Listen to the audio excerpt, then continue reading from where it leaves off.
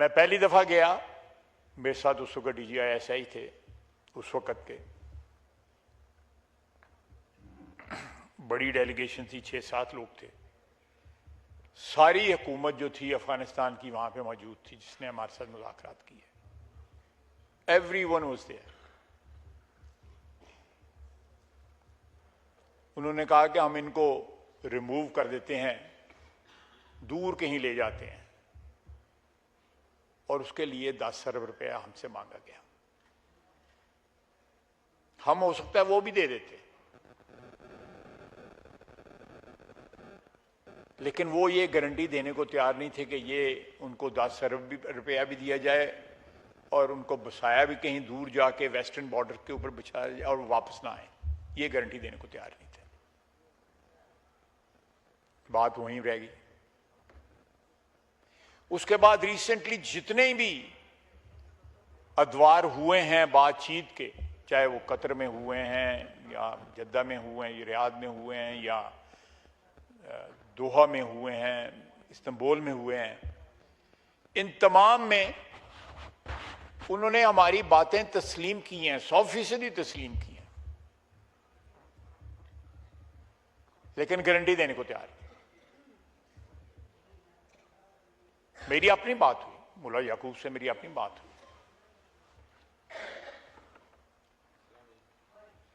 एक दफा नहीं, कुछ तकरीबन 3 दफा मेरी उनके साथ मुलाकात हुई।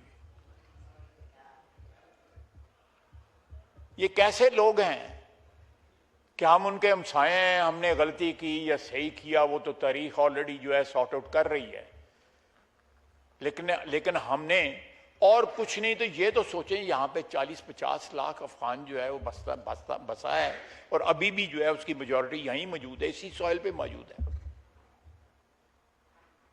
और ट्रेजेडी जनाब स्पीकर ये है कि अमेरिका जो बंदे लेके आया, जो उनके वफादार थे वहां पे, या बरतानिया या जर्मनी या जो है, वो सारे के सारे यहाँ पे बैठे हुए हैं। कुछ चले गए हैं, बरतानिया के ज्यादातर चले गए हैं, बाकी मुल्क यूरोपियन मुल्कों के भी चले गए हैं, अमेरिका नहीं अभी तक लेके गया।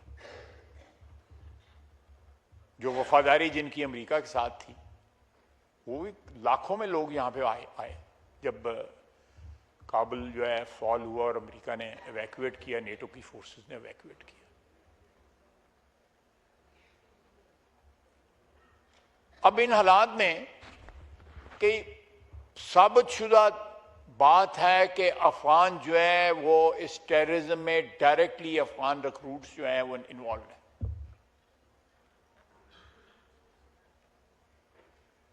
क्या अफगानिस्तान को नहीं पता? उनकी जो हुकूमत है उनको नहीं पता? या वो इसमें मुलव्वस हैं, पुष्टपनाही हैं, और अमेरिका हिंदुस्तान के बिहाफ के ऊपर ये एक नई जंग जो है हमारे साथ जो है लड़ी जा रही है। जब हिंदुस्तान जो है वो मुकाबला सामने आके नहीं कर सकता, तो वो अफगानिस्तान के पल्लू में छुप के हम पे वार कर रहा है। 2 जंगें जो हैं उनमें हम मावन जरूर रहे हैं सुपर पावर्स के, और उसकी कीमत आज भी अदा कर रहे हैं उन गलतियों की। हमारी जंग नहीं थी। मैं फिर कहूंगा कि हमारी जंग नहीं थी, जंगें दोनों हमारी नहीं थी।